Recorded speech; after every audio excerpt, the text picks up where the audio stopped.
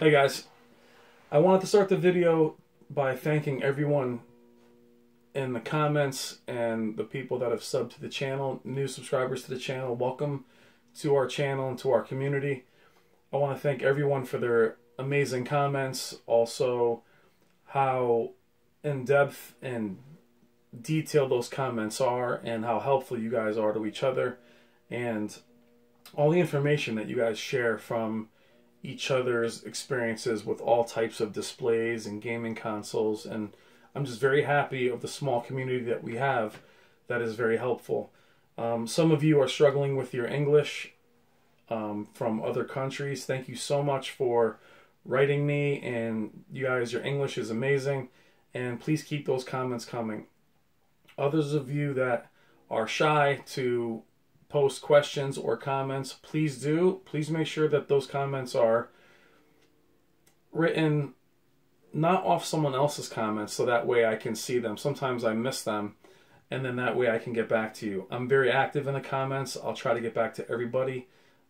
If I don't get to your question, if you could please repost it, then I'll get to it. Chances are I just missed it, because I pretty much answer every question I can, and I want to thank everybody for as positive as they are.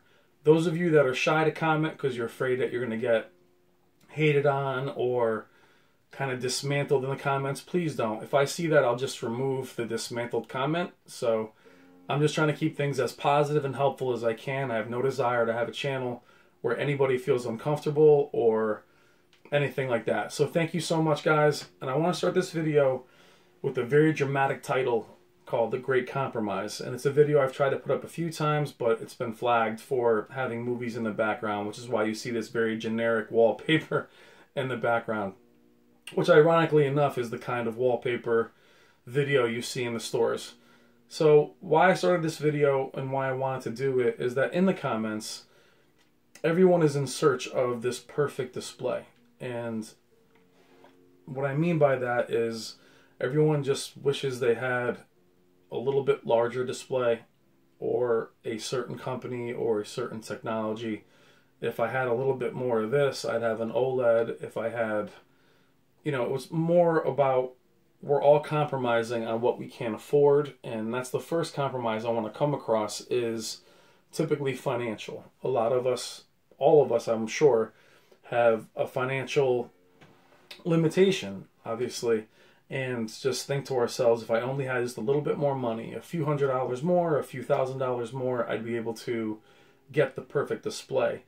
And I know this is all our hobbies and we're all passionate about it, but it can be agonizing. And it's part of the fun going through the settings and getting each other's feedback. But when you think something might be wrong, or you think you made the wrong choice, it can really be agonizing, and it takes away a lot of time that you should be probably spending with your family or friends, or doing something else, or just watching these things instead of putting our noses right to the screen trying to find flaws.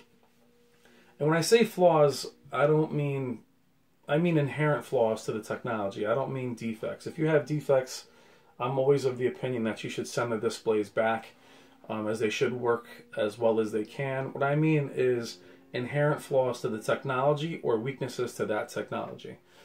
So what I want to do today is, there's about 500 of us, a little bit more than 500 subs. When I do videos like this, I'm really speaking to those that are subbed to the channel. That way they don't think I'm nuts for rambling. But I want you to picture that we're outside of a brick and mortar retailer.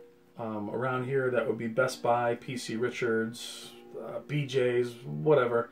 Whatever country you're in, that's the retailer I want you to focus on. And we're going to start off with $20,000 each. And we're all outside the store. And just put yourself there for me. I know it's silly, but we're all outside that store. And I want you guys just to think for me just for a second. And also in the comments, let me know if you had $20,000, $25,000 outside of one of those stores, what you would come out with. The reason I want to be outside one of those stores, guys, is I'm obviously talking about displays that are in reality. I'm not talking about custom-built displays made in the hundreds of thousands. So put yourself outside that store for me, with $20,000, $25,000, and we're all going to run into the store, try try not to trample each other, and let me know what you come out with. And you guys might be very surprised, but what I'll come out with is the TV you see in this video. Now, that sounds ridiculous, but what I can tell you from my experience is that the more money you spend doesn't necessarily get you the features you want.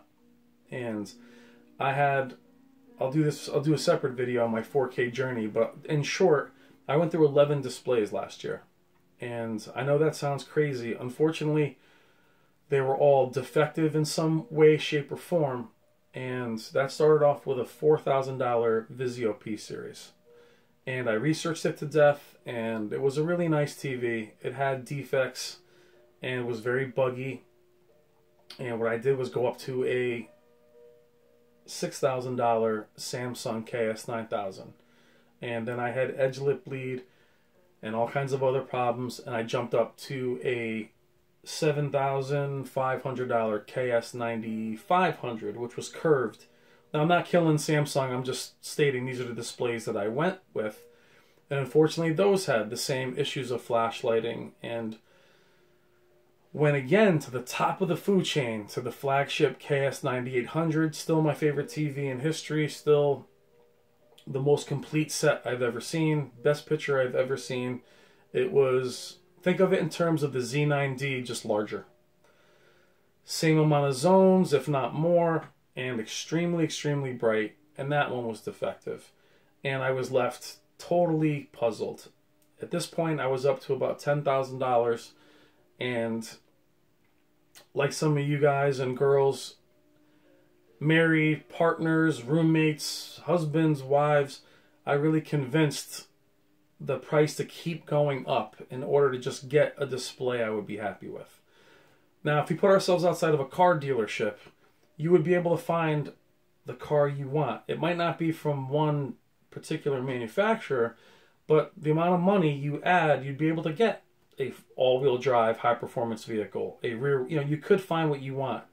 In displays, it's simply not the fact. The higher I went up, the worse things got.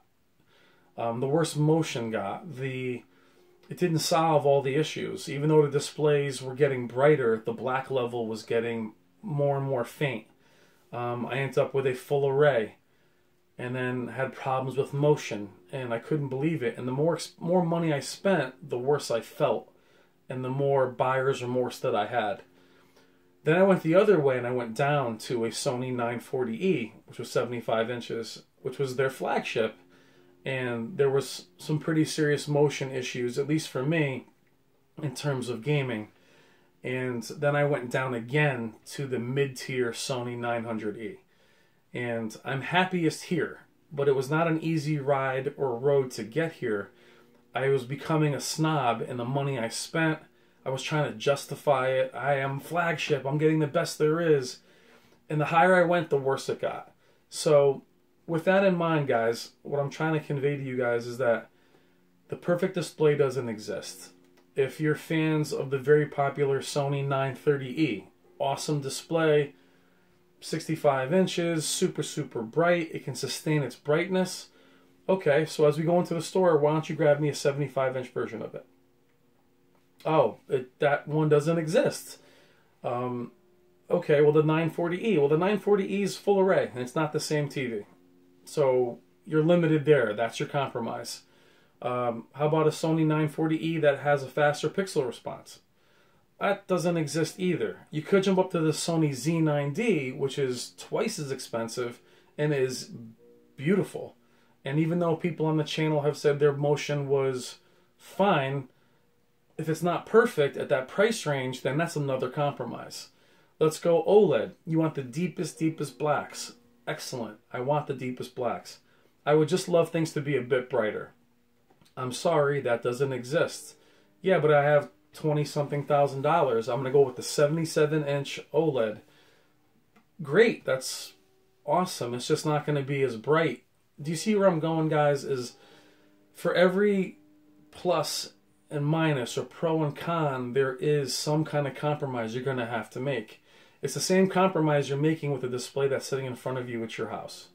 I would love for the Sony 900E to be a tad brighter. I'd love for it to be a tad deeper.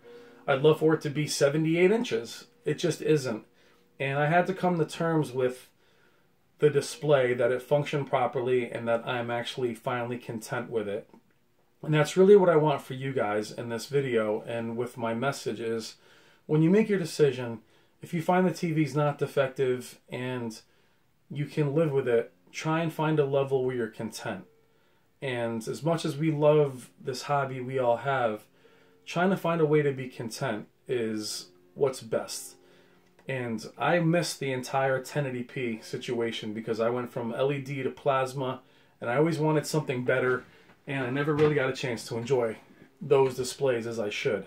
I found 4K to be the same roller coaster, and for many of you, you have a display without Dolby Vision, and you want Dolby Vision. For some of you, you have a display that has Dolby Vision, but the display is not bright enough.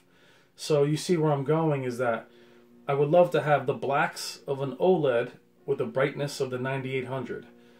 I'd love to have the brightness of the Z9D with the motion of the 900E. I'd love to have the input lag of the TCL. There just isn't that display, guys. They haven't made it yet. I'm not sure they're going to make it. And I want to try and get you guys to find which display is good for your usage. You specifically.